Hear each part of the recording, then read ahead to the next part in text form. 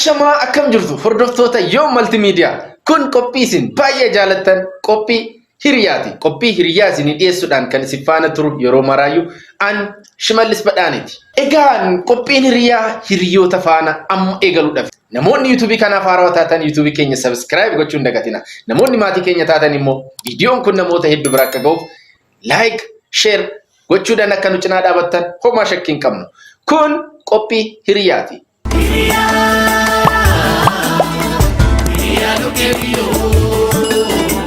Jalqaba irratti qophii hiriyaa irratti affeerraa keenya kabajanii waan gara stuudiyoo kanaa dhuftaniif guddaa galatooma. Daawwattoota keenyanis nunis wal baruun barbaachisaadha. Mee eenyu siin jedhu siin? Ani maqaan koo Toleeraa Mul'isaan jedhama.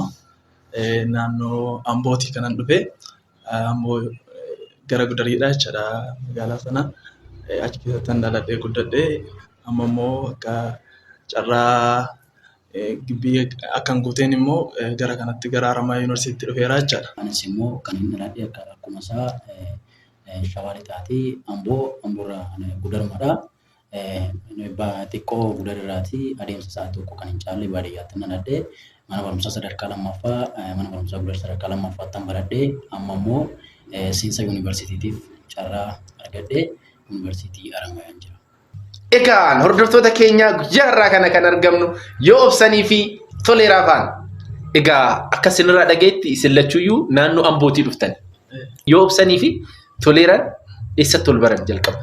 Jalqaba irratti wal beekna mana barumsaa tokko keessatti baranneerra ani magaalaa Gudar keessatti elementarii baradhee inni immoo sadarkaa lammaffaatti gaafa ceenu achitti nana arga garuu walitti dhufeenya amma hin qabnu turre.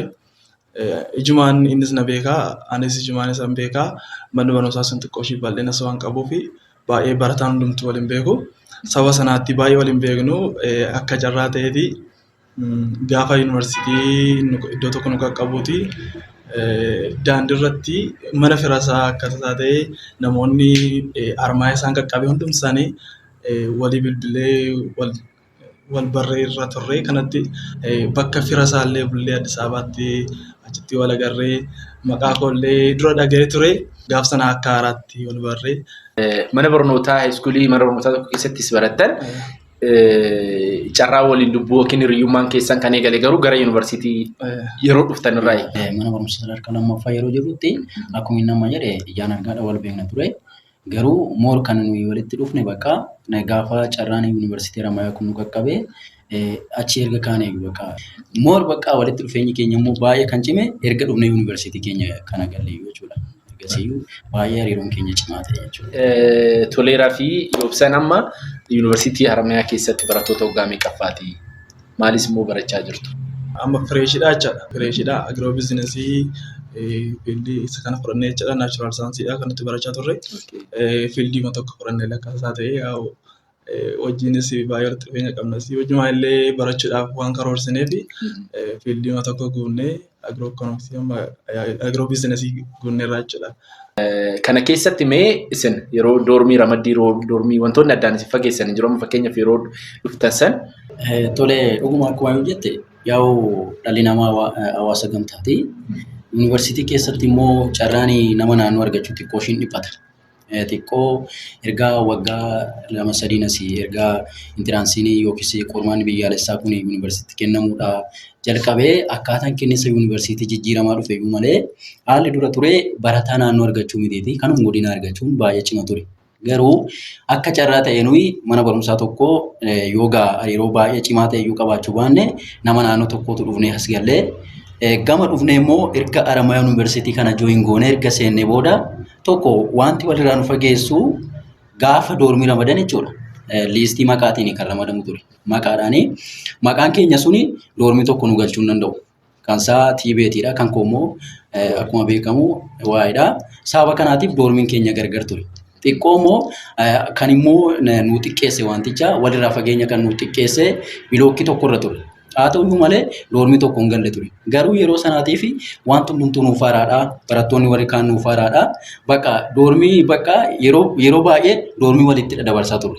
Yoo doormiin keenya bakki ciisichaa keenya tokko ta'uu baateyyuu yeroo guyyaa yeroo kaaffee deemnu bakka yeroo kilaasii deemnu waliin socho'aa turre. Even doormiidhumallee doormii walii deemneetu wal bira turre jechuudha. Akkaataa kanaatiin dabarsine yeroo jalqabaatiif. Erga yuunivarsiitii keessattuu barattoota fireeshii ta'uun wantootni nama chaalenjii godhan ni baay'atu. Mee erga yuunivarsiitii kana dhuftanii kaaffeetti haa ta'u yookiin immoo kilaasitti haa ta'u wanti rakkattan yookiin wanti chaalenjii isin godhe wanti isin mudate jira? Toleera. Namoonni nama dura jiranii yeroo baay'ee nama jajjabeessu yookiin immoo karaa namatti agarsiisu yeroo baay'ee garuu kanuma keessatti iyyuu chaalenjiin baay'eetu jira. Gaaf jalqaban dhufee mooraa yuunivarsiitii galee jalqaba mudannoo tokkoon qaba. Mudannichi seenee gaafan jedhu mucaa siinarii tokkodha kan simatee jechaadha. Guyyaa 2-3tiif doormiin koo sirrii waan hin taaneef isa biraan ture. Achiin guyyaa 2-3 wayii tureetanii halkan wayiin doormii kootan galadhee doormii koo sirreeffadhee haala qulfii minaaminii wanti rakkina qabu jira.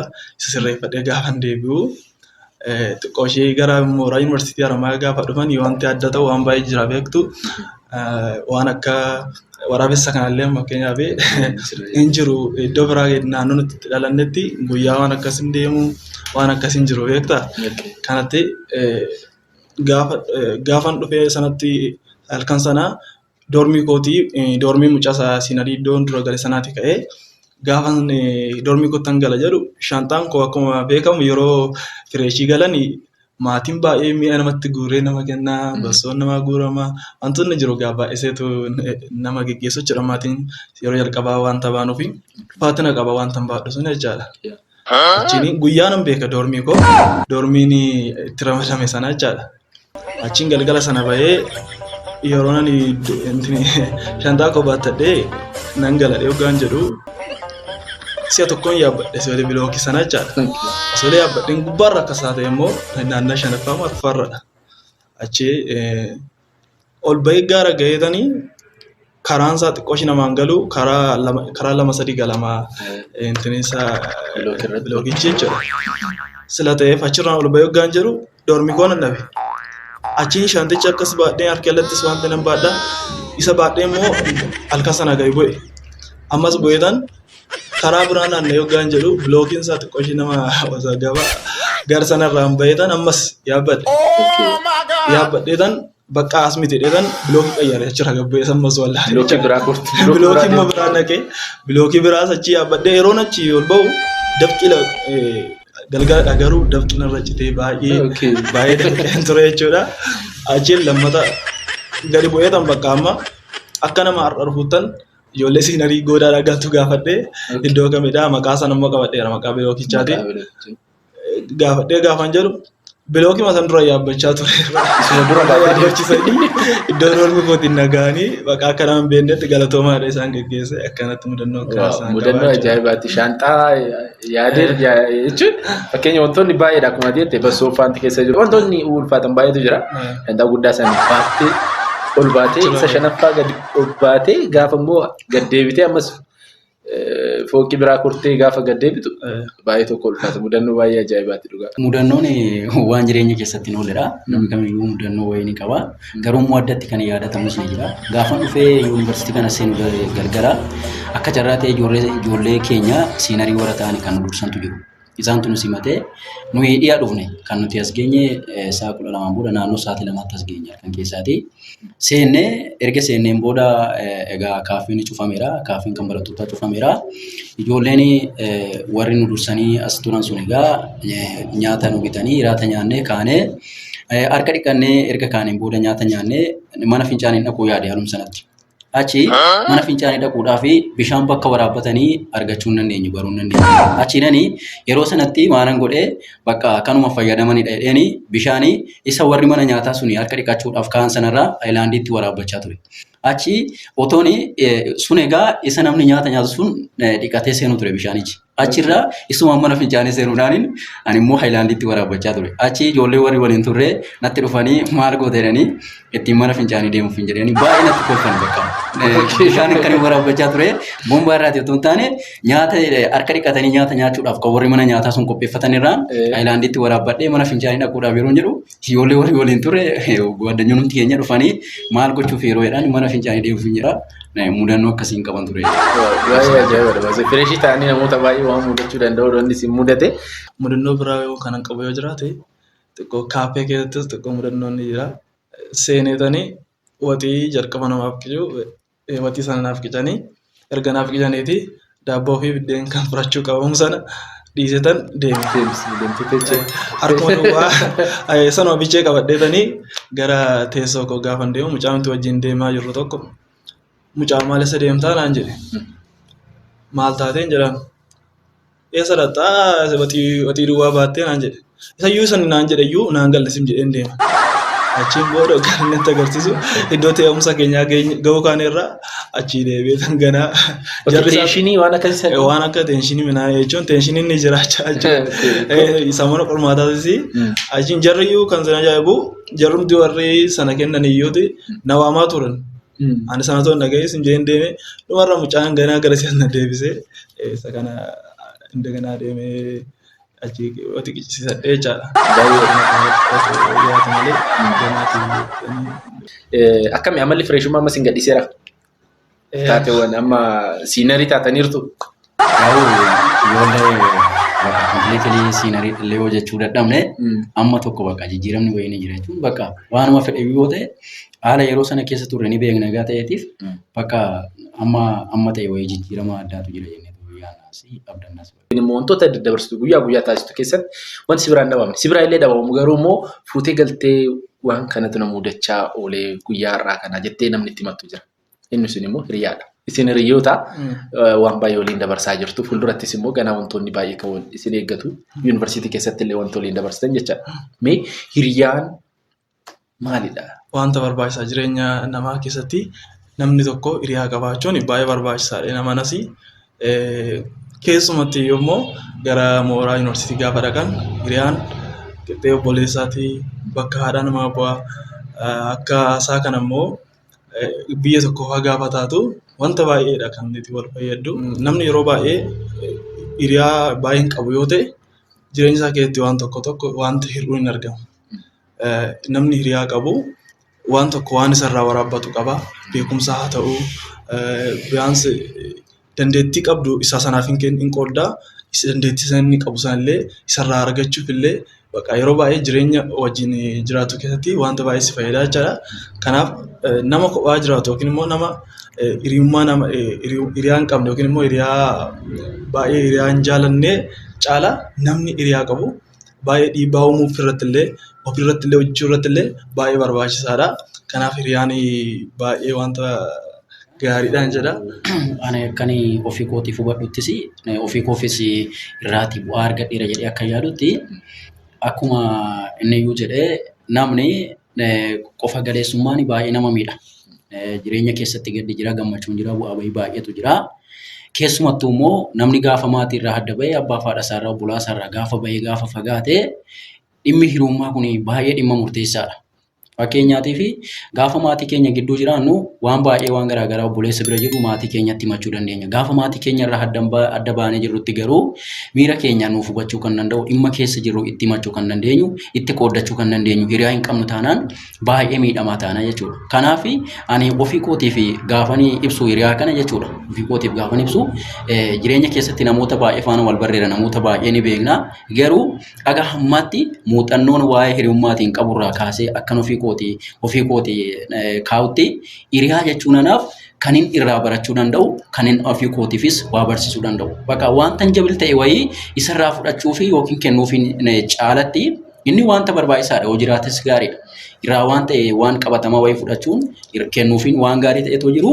Garuu kan inni waa irraa barachuu danda'u yoo ta'e yookiis immoo jireenyi koo hin barsiisa nama sana yoo ta'e kuni hiriyummaa gaariidha jedhee tan fudhadha. Kanaaf bakka hiriyaan wanta barbaachisaadha bakka jireenya namaa keessatti jedhanii yaadu. Hiriyaa irratti dhiibbaa pozitiif ta'e uumuu ni danda'a. Akkasumas immoo dhiibbaan hiriyaadhaan nama irra ga'u poozitiiviin akkuma jiru neegatiiviin illee ni jiraatu. Mee kanarratti keessattuu namoonni yeroo namoota wal baran erga wal barteen booda yookiin hiriyaa godhatta yookiin immoo ittuma wal bartee halaalumatti wajjin jiraatta. Miti kanneen keessaa tokko mataa. Kanaafuu mee hiriyaa yeroo filatan hiriyaa gaafa taatu nama wayitiin mee maalirra dhaabatteetu yookiin immoo akkamitti filatta hiriyaa? Yeroon filadhu yaa akkuma amma jette namni yeroo nama jalqaba akkuma carraa walitti dhuftaa waan irratti walitti dhuftaa carraa barnoota ta'uu danda'a karaa ta'e walitti dhufnaan namni yeroo sana wal baraa jira jalqaba. Kanarratti immoo dhimma hiriyaa godhachuu dhiisuu immoo abbaatu murteeffata. Maaliif namni suni ani akka ofii kootii akkam fudhadhutti nama ilaalcha koo tokko yookiin immoo yaadaan qabu yookiin immoo qabu tokko yoon hiriyaa godhadhe natti tola. Maaliif ani ilaalcha ofii koo jechuun qaba waan ta'e nama ofii isaarratti jechuu barbaadu tokko nama yookiin immoo guddachuu ilaalcha guddinaa qabu waan hiriyaa godhadhe anaas na fayyada anaas poozitiivii narratti dhiibbaa gaarii hin qabaata waan ta'eef isa kanan filadha. Kanaaf amma gibbii keessatti yeroo jiru nama akkamiin barbaadaan hiriyaa barnootatti jabaatu yoo barnoota illee ta'uu baate nama waa hojjechuu barbaadu tokko yoon hiriyaa godhadhe anaas na fayyada ofii kootis immoo gama sanatti waan hin ta'u nama sana nan fayyada waan jedhuuf isa kanadha jechuudha. Hiriyaa wal qabatee dogoggorsi namoonni inuu jedhee yaadu jireenya keessatti jechuudha. Yeroo baay'ee hiriyaa gaafa filannoo akkuma inni jedhe namoonni baay'een maal giddu galeessa godhatu fedhii mataa isaanii ilaalcha mataa isaanii kan isaan deeggaruu fi waan isaan jaallatanii kan hordofu wayii giddu galeessa godhatu namoonni yeroo baay'ee. Inni kun immoo deemee dhiibbaa maalii uumaa namoonni tariitii bartee hawaasaa irraa wal qabatee oolmaadhuma yeroo xiqqoo yeroo gabaabduu keessaa kan wal qabatee amala badoo namoonni gabbifatan jiru. Yeroo amala badaa qaban jechuudha. Otoo nuyi amma yeroo hundumaa amala gaarii ofii keenyaaf sababa qabnu wayiitiif yeroo hundumaa nama amala gaarii qabu qofa barbaadna ta'e hiriyaan amala gadhee qabu suni sababa nama amala gaarii isa barbaadu dhabeef baduu danda'a. An sababa kanaatiif maalii yaada yeroo baay'ee nama bakka anama fakkeenyaaf jireenya keessatti hiriyaa duriyyees qaba hiriyaa amala gaarii qabus nan qaban. Garuu qooda nama koornee sirrii qabate kana faana deemanii isa faanas deemuun gaarii ta'e otoo jiru isa kana haaluu qotoon taane otoo hiriyaadhuma amala badaa qabuyyuu itti hiriyoomne amala badaa inni qaburraa gara gaariitti otoo finne dhiibbaa gaarii jireenya nama sanaa irratti otoo uumne amala isaa akka inni jijjiirratu. Mooregaa isa kana gaafa keessa gallee namicha faana gaafa deemnu namicha sirreessuudhaaf hojjechuu qabna malee gara badiitti wajjin hin harkifamuu hin qabnu jedheen fudhadha isa kana. Hiriyaa amala badaa qabu tokkotti michuun dhiibbaa isaa qabuuf gaafatti michinu amala isaa badaa sana irraa balleessuudhaaf amala isaa badaa sana dhiisee gara karaa sirriitti akka deebi'u gochaa gaafa inni immoo gara bu'aa dalagaatti waan hin taane wayitti gaafa inni nama harkisu immoo irraa deebi'aa isas deebisaa otoo namoota akkasiis illee hiriyoonfannee tarii namoonni badaniyyuu tarii namoonni amala akka shalabbummaa qabaniyyuu gara namooma gaariitti gara amala gaariitti dhufu jedhee yaada. Kanaaf hiriyaan amala gaarii qabu barbaachisee utuma jiru yeroo baay'ee otoo nama karaa irraa badee jirus hiriyoonfannee tarii karaa keenyaatiin namoonni sun gara gaariitti dhufu jedhee yaada.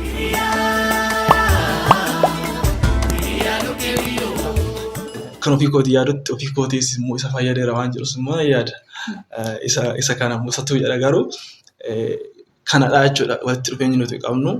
Mana barumsaa keessatti illee akka isaa ta'e carraa mataa illee kilaasii tokko nu qaqqabee waan baay'ee wal gargaarraa achitti namni tokko nu keessaa dhaqeera taanaan yookiin walii bilbilaa waan tokko waliin darbu jechuudha. Waan kilaasii keessatti waan ta'e barsaan yoo kuizii kenna ta'e waan ta'e yoo ta'e barsaan intinillee qaba yoo ta'e attendaansii yoo qaba ta'e walii bilbilee walii yaadachiisnaa namni tokkoon keenya dhaqnaa bakka waan tokko nu darbu gama sanaa illee wal gargaaraa turre ammoo illee fiildii tokko wal wajjin galleerra akkanumattis immoo itti fudhatanii yaada. Attendaansiin faanti maal kunii illee ni jirti maa gaafa walii bilbilaa mana gaafa jettan akkamii attendaansii waliin mallatteessitu tokko gaafaa fi tokko. Egaan hordoftoota keenya yoo ibsanii fi toleeran hiriyoota barattoota yuunivarsiitii Haramaayyaatti waggaa tokkoffaadha. Akkasumas immoo kilaasii tokko baratusi gaafiin nuti gaafannu hiriyoonni kunniin hagam ol beeku waggaa tokko kana keessatti hagam waa'ee olii beeku kan jedhu gaafiiwwan tokko ni gaafanna. Guutumaan guututti yoo deebistan gaafii jaanjacha sadii yoo deebistan keessattuu barattoota baay'ee barbaachisaadha. Handaawutii 5 subjectii isin lachuuf jechaadha 5 subjectiiwwan 5 kan isin baachuu danda'u badhaafamtu jechaadha karaa yoom footograafiitiin yoomoo gaafii percentii 50 fi isaa ol yoo deebistan percentii 50 gaafii sadii jechaadha keessan lamaan walitti ida'ame percentii 50 yoo deebistan handaawutii yoom fotograafii badhaafamtu jechaadha. Waa'ee kee isaan gaafadhaa, waa'ee isaa immoo isin gaafadhaa. Sanaan booda deebisirri yoo deebistan ni badhaafamtu jechuudha. Gaafii yoo sun taane kun yoobsan nama akkamiiti simaaf akkasumatti ibsitu mee fakkeenyaaf amala isaa. Yoobsanii mucaa baay'ee cimaadha. Mucaa baay'ee tattaafataadha. Baay'ee jechuun kan isa beeku ergan isa beekeeti baay'ee mucaa baay'ee ofirratti hojjetu baay'ee tattaafataadha jechaadha. Keessaati illee sa'aatii muraasa keessatti illee taa'ee nama walaloo baay'ee barreessee fixuu danda'udha jechuudha. Sa'aatii namni otuma wajjin haasaallee itoo jirru walaloo kam keessaati barreessee fixuu danda'udha jechuudha. Baay'ee potenshaala guddaa kan qabudha jechuudha. Gama sanaatiin walaloon barreessaa jechaadha. Akkasidha barnoota irratti mucaa cimaa mucaa baay'ee tattaafataa yeroo isaa gubuu kan hin jaallannedha jechaadha. Egzaajireetu gochoota qofaatu hin taane wantuma inni guyyaa guyyaatti godhurraa kaasee jechuudha. Gaafii keenyatti ceena yoo ibsan macaafa qulqulluu keessaa caqasni inni baay'ee jaallatu yookiin immoo caqasni inni yeroo baay'ee fayyadamu caqasa kana. Gaafii baay'ee ulfaataa. Jechoota macaafa qulqulluu keessaa inni jechi inni baay'ee jaallatu yoo caqasas malaalti jechi inni baay'ee jaallatu yoo dandeesse caqasa wajjin yookiin immoo jechi inni baay'ee jaallatu.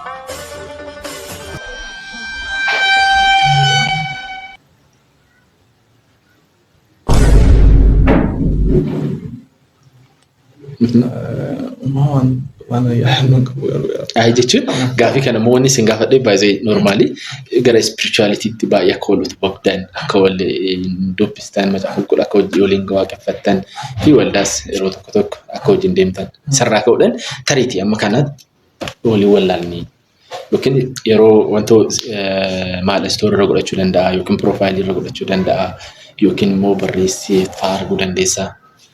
Caqasa macaafa qulqulluu keessaa caqasni inni baay'ee jaallatu kan maal jedhama?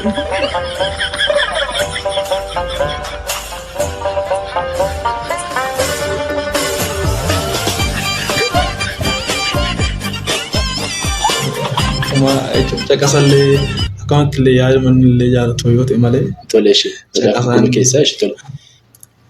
Yaa intinidha bakka waa'ee fayyina isaa akkamitti akka fayyee Yesuus Kiristoos akkamitti akka isa fayyisee isa kana dubbachuu hin barbaada. Waaqayyoo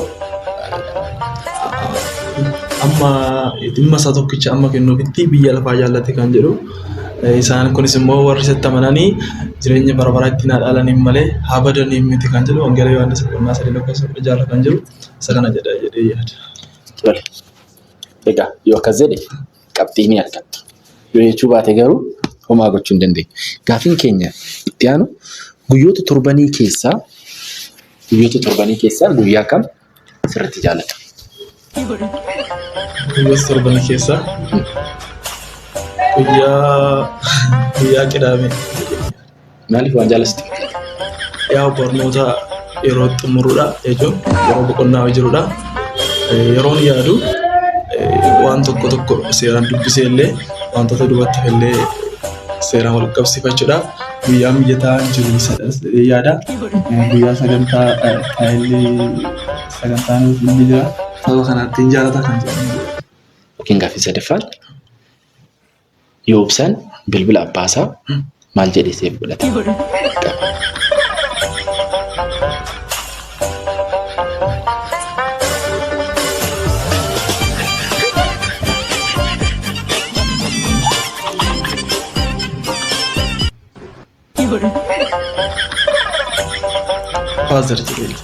Faazar jedhee qabatee tole bilbilli abbaa keetii maal jedhee seef godhattee jirtaa jennee gaafannee faazar jedhe qabxii tokko ni argattu jechaadha. Egaa amma Yoobsaan as deebisnee gaafiiwwan hiriyaasaa toleeraa gaafannee garuu sirreeffachuu daawwate bilbila baasaatii qabatee jira. Seef hin godhu. Maazarii isaatti dabalaaf yeroo baay'ee kan hundi gochuu. Okay. Bilbila abbaasaa seef godhatee hin qabu. Waan qabu yaadu. Hin qabu seef hin godhan. Amma ani baay'eetti kan inni wajjin haasa'u yeroo baay'ee maazarii isaatti. Kanaafuu bilbila abbaasaa seef godhatee hin qabu jennu. Seef qabatee. Kanaafuu waan ati beekuu danda'u qabaata amma isa kana yeroo bilbilaan yennuu jettu. Seef qabatee hin qabu waan naa qabaatu. Tole. Bilbila abbaasaa seef godhatee hin qabu. Tole. Gaafiiwwan gaafanne kanneeniif yoobsaan as deebisnee gaafii hiriyaasaa toleeraa gaafannee deebii isumarraa kan nageenyu ta'a. Nu faana.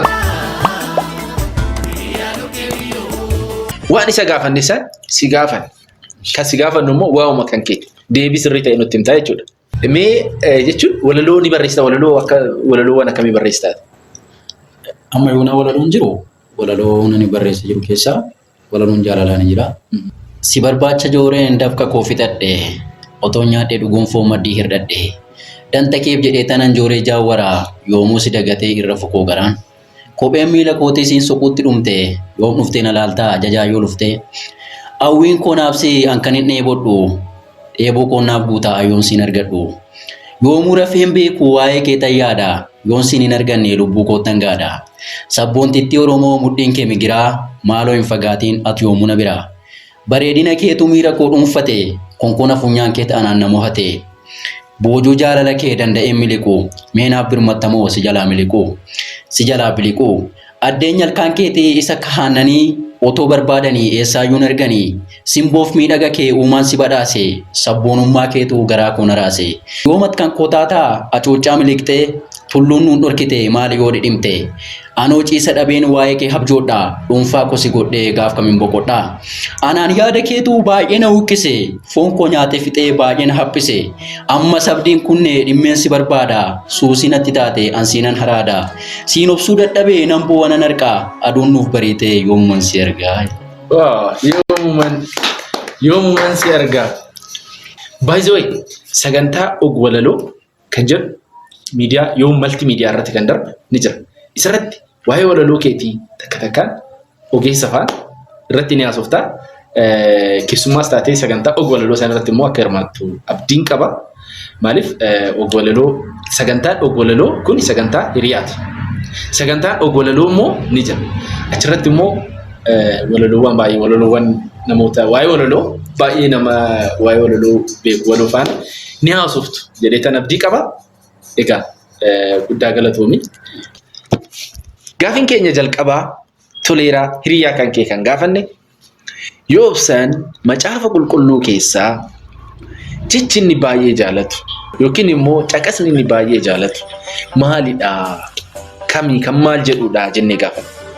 Caqasa kam jaalatta? Yookiin immoo macaafa qulqulluu keessaa ergaa kam sirriitti jaalatta? Macaafa qulqulluu keessaa caqasni ani yeroo baay'ee jaalladhu macaafa faarfannaa boqonnaa 23 irratti jiru. Maal jedha? Daawit Waaqayyo tiksee kooti ani homaa hin qabu. Inni marga isaa keessaa kan boqonnoo hin godhaa gara laga itti aragalfatanittis ana hin geessisaadha.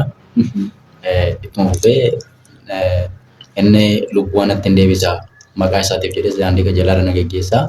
Ani bowwaa dukkanaa sodaachisaa keessa yoo na deemeyyuu amaan anatti dhufa jedheen sodaadhu jedha Daawit lafa sanatti. Kana jaalatta jechuudhaati. Ergaa kana jaalatta. Egaa hiriyaan kan kee immoo Geela Yohaannis boqonnaa 3:16 irra kan jiru. Amma isaa tokkicha amma kennuufitti biyya lafaa jaallate kan jedhu. Isaan kunis immoo warri sitti amananii jireenya bara baraa ittiin haadhaalanii malee haa badanii miti kan jedhu. Geela Yohaannis boqonnaa 3:16 kan jiru. Isa kana jedha. Guyyoota torbanii kana keessa yoobsaan guyyaa kam caalatti jaalataa? Guyyoota torban keessaa ani yooni guyyaan baay'ee jibbu ibsir natti tola garuu guyyaan ani baay'ee jaaladhu guyyaa charchii deemnudha. Guyyaa kam? Amma fakkeenyaaf asitti sagantaan dhaabbataadhaan jiru 2 ture torban keessatti jechuudha. Fokas Ramayaan Qidaameedha guyyaa sanbata xiqqaa jechuudha. Sanbata guddaa immoo isa wajjin yeroo baay'ee keessa deemna. Guyyoota kana baay'een jaaladha. Kanaafuu guyyaa tokko filadhu guyyoota torbanii san keessaa guyyaa kam jaalatta? Hiriyaan kee kan beeku argitee guyyaa kam jaalatta yoobsan?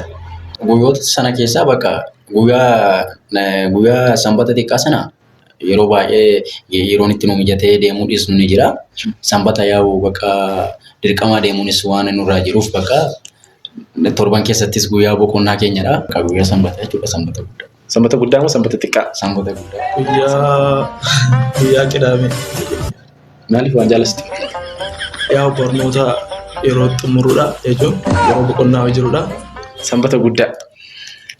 Guyyaa sanbata guddaa jaalatta? Akka guyyaa sanbata guddaa jaalattu hiriyaan kee ni beekaa? Ni beeka jedhee yaada. Okay. Ni beeka jedhee yaada. Tole, egaa hordoftoota keenya hiriyaan kee garuu baay'ee sanbata xiqqaa jettee illee si eegaa turan still sanbata xiqqaa yookiin qidaameedha kan jedhe. Kanaafuu hin arganne jechuudha. Ati hin arganne osoo hin taane noormaali guyyaa lachuu akka jaalattu baay'ee ol beektu sirriitti deebi'uma irratti guyyaa lamaan kanneen keessaa tariitiin sanbata guddaa jedhin haala ta'etti miti osuma sididuu garaan oduma sididuu sanbata guddaa jetteen.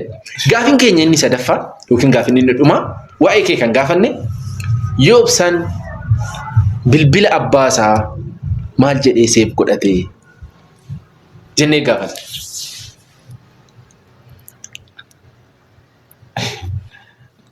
Waan inni ittiin maqaa bilbila abbaa kiyyaa qabadhanii hima jechuudha. Noormaali amma ittiin qabattee jirtu.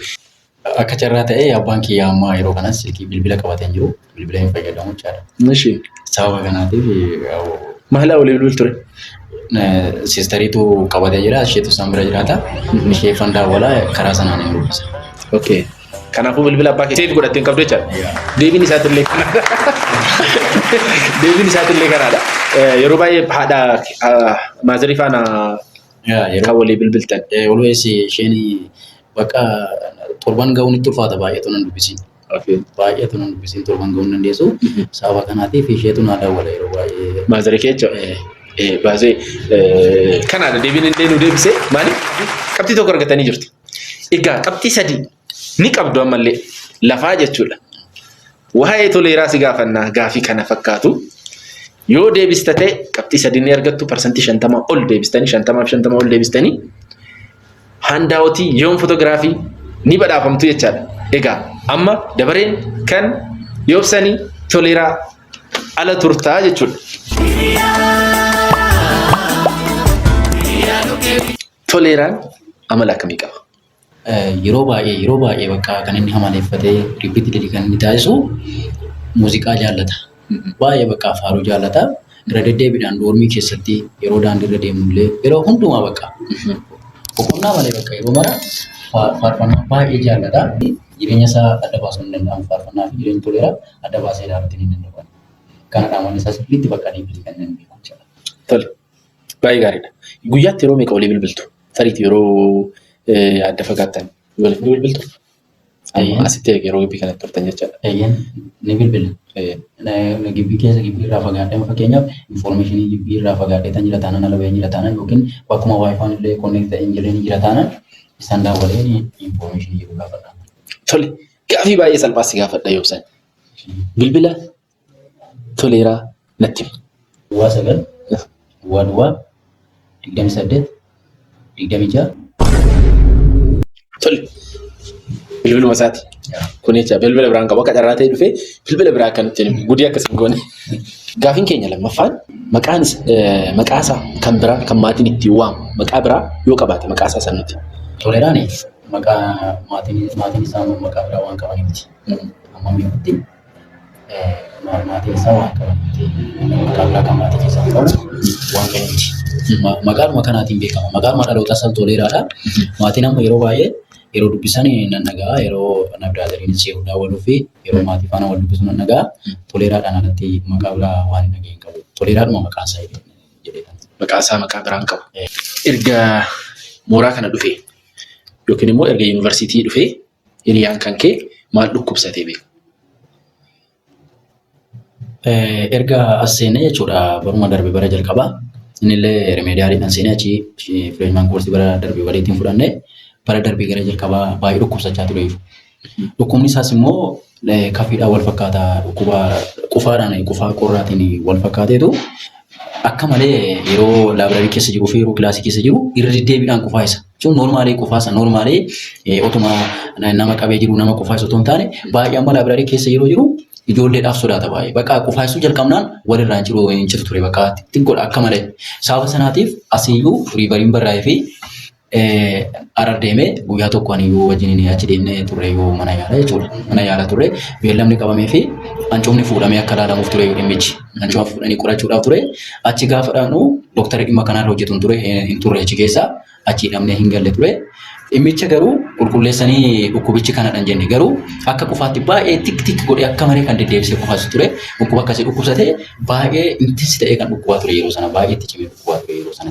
Akka qufumarraa ka'ee jira. Garuu ati kan beekuu dandeessu qufaa. Qufaadha.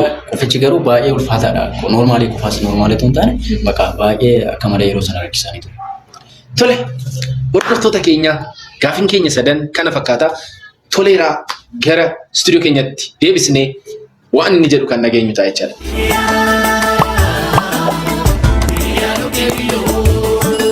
Egaan hordoftoota keenya walitti deebinee jirra. Gaaffiin waa'ee hiriyaa isaa yookiin immoo waa'ee Toleeraa hiriyaa isaa yoo ibsan gaafanne kan deebii argatu ta'a. Kanaafuu gaaffii san deebisnee Toleeraa gaafanne jechaadha. Toleeraa akkamii gaaffii waa'ee kan keetii gaafanne kan deebisee yaadda?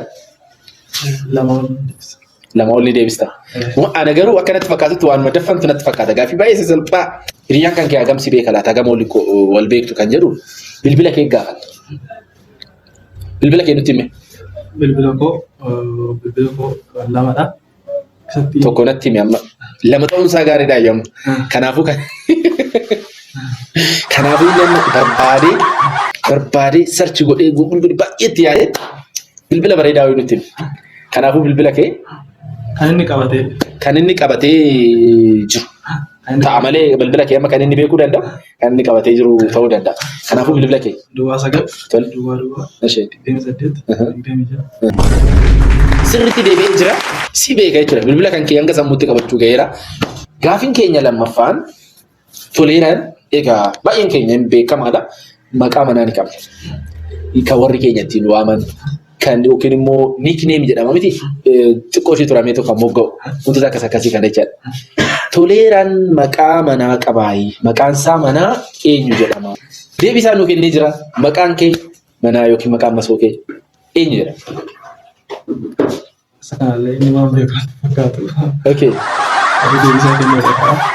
Deebii isaa amma dirqama deebisuu qabaata jechuun deebii isaa waan inni beeku ta'u hiriyaan waan ol beektu kan jedhudha.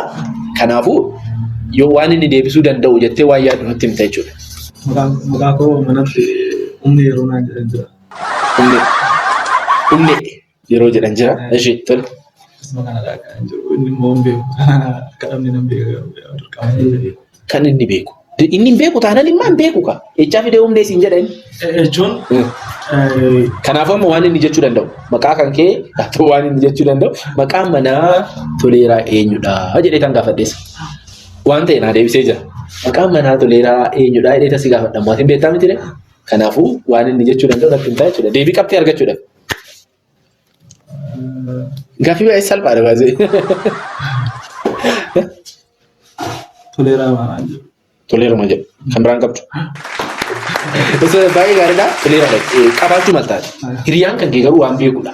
Argitee inni hin beeku.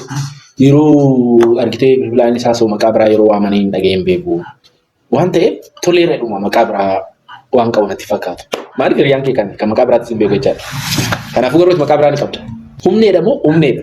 Humnee jechuun maal jechuudha? Humnee akkasii waa giddiidhaan fudhatte turte yeroo. Akkuma gosaa jechuudha akkasitti nama mutu. Humnaan wanta waa barbaaddee innaan irraan deebitu jechuudha. Kanaaf humnee siin jechuu danda'u tarii jechuudha. Gaaffiin keenya sadaffaan Toleeraan erga mooraa yuunivarsiitii Haramaayaa dhufee maal dhukkubsatee beekaa jedhee gaafadhe. Kun gaaffii salphaadha. Inni iyyuu hospitaala sida nageessee beeku. Dura inni qofaa isaa ture. Dhukkuba maqaa isaallee dhahuu dandeenye yeroo baay'ee deddeebi'een yaalamaan ture garuu yaa'una qofaa isaa kana sana hin jedhamne kanaan dhukkubsachaa ture jechuudha. Baay'ee gaariidha. Innis kanuma jedhee insin baay'ee itti bohaartan baay'ee waan baay'ee irraa bartan jennee akkasumas immoo hiriyoota keessan hiriyaa akkamii akka qabdan waa'ee isaa hagam akka beektan kan itti of madaaltan ta'a jennee tabdanna. Hordoftoota keenya hanga ammaatti qophiin nuti hiriyoota lamaffaan Toleeraa fi Yoobsaa faana taasifne kana fakkaata. Qophii keenya hanga xumuraatti waan nu hordoftaniif guddaa galatoomaa. Qopheessee isinii dhiyeessuudhaan kan faana ta'an Shimallis Badhaaneti. Daayirektarri keenyaa fi ogeessi kaameraa keenya Qaalkidaan Kiisii nu faana tureera. Egaa namoonni YouTube keenya haarawaa taatan subscribe gochuun dagatina. Namoonni maatii keenya taatan immoo viidiyoon keenya namoota baay'ee biraa akka qaqqabuuf share like gochuudhaan kan nu caalaa dhaabattan yeroo hundaa isin gaafanna. Egaa sagantaa hojii taasisu baay'ee gaarii ture galatoomaa ulfaadhaa. Isinillee Galatoomaa isinillee.